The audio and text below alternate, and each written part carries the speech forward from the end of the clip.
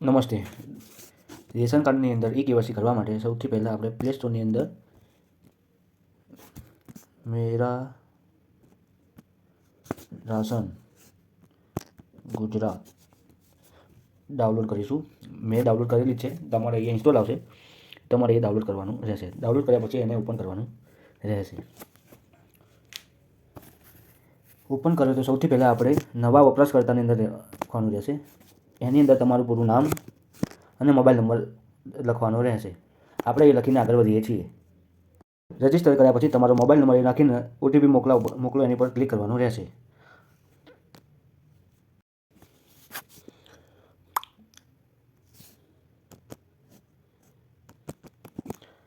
OTP ચકાસો પર click કરીને આપણું ડેશબોર્ડ અહીંયા ખુલી જશે. અહીંયા હોમ ઉપર આપણે આધાર ઈ-કેવાયસી ઉપર ક્લિક કરવાનું રહેશે. એની અંદર સૌ પ્રથમ પહેલાં આપણે બીજી એક એપ્લિકેશન ડાઉનલોડ કરવાની રહેશે. કૃપા કરીને સૂચનાઓને કાળજીપૂર્વક વાંચો. એને ડાઉનલોડ આધાર ફેસ એપ ડાઉનલોડ કરવાની રહેશે. એની પર ક્લિક કરવાનું રહેશે. એપ્લિકેશન આપણે ડાઉનલોડ કરી લઈશું.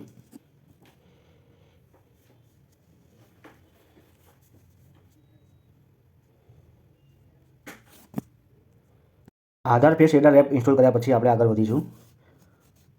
આપણે સૂચનાઓ ધ્યાનપૂર્વક પહેલાં વાંચવાની રહેશે. સૂચનાઓ વાંચ્યા પછી આપણે નીચે ક્લિક કરીશું. અહીંયા ક્લિક કરીને કાર્ડની વિગત મેળવો એની પર ઓકે આપીશું. કાર્ડ નંબર અહીંયા લખેલો આવી જશે, નકર તમારો કાર્ડ નંબર લખવાનો રહેશે. અહીં કેપ્ચર કોડ લખેલો છે એ અહીંયા દાખલ કરવાનો રહેશે. કાર્ડના સભ્યોની વિગત મેળવો ત્યાં એની પર ક્લિક કરવાનું રહેશે.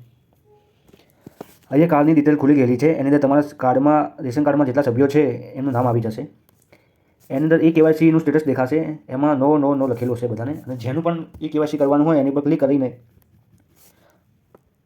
આગળ વધવાનું રહેશે. અહીંયા લખેલું છે આધાર ઈ-કેવાયસી માટે સભ્ય પસંદ કરો, એટલે આપણે અહીંયા ક્લિક કરવાનું રહેશે. જેનું પણ ઈ-કેવાયસી કરવાનું છે એનું નામ અહીંયા સિલેક્ટ કરવાનું રહેશે. અને અહીંયા સભ્યમાં આધાર ઈ-કેવાયસી કરો સ્ટેપ 2ની અંદર આપવાનું રહેશે.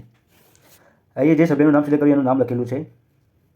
એક કૃપા કરીને સંપત્તિ કાળજીપૂર્વક વાંચો અને ચેકબુક ઉપર સાઇન કરો. ચેકબુક પર સાઇન કરવાની રહેશે. અને ઓટીપી જનરેટ કરો સ્ટેપ 3 પર ઓકે આવવાનું રહેશે.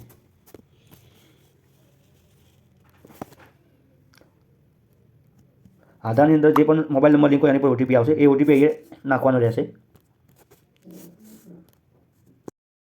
ઓટીપી દાખલ કરીને ઓટીપી ચકાસો સ્ટેપ 4 ઉપર ઓકે આપવાનું રહેશે.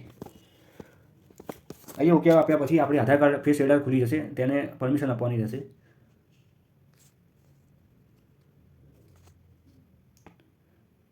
પરમિશન આપ્યા પછી તે એને એરર આવે છે. આપણે એ 4 થી 5 વાર ટ્રાય કરીને જોયું છે, પણ આધાર કાર્ડ ફેસ એડરની કોઈક એરર આવી રહી છે.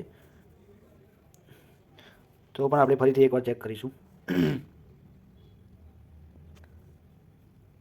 હજી પણ એરર જ આવી રહી છે. આધાર કાર્ડને આપણે 3 થી 4 વાર ટ્રાય કરીને જોયું છે, પણ હવે આગળનું પ્રોસેસ કરીશું.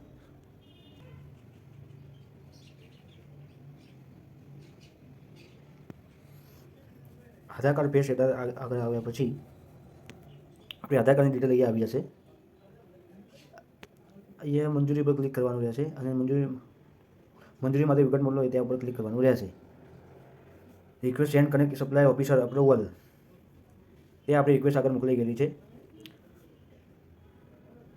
રેશન કાર્ડમાં આધાર કાર્ડનું ઈ-કેવાયસી જોવા માટે ઈ-કેવાયસી પર ક્લિક કરીશું. સાઇન બોક્સ ક્લિક કરીશું. કાર્ડની વિગત મેળવો તેની પર ક્લિક કરીશું. અહીંયા નીચે આપેલું છે ઈ-કેવાયસી સ્ટેટસ તપાસો, તેની પર ક્લિક કરીશું. એ જે પણ વ્યક્તિનું રેશન કાર્ડમાં સ્ટેટસ જોવા માટે તે વ્યક્તિનો આધાર કાર્ડ નંબર નાખીશું.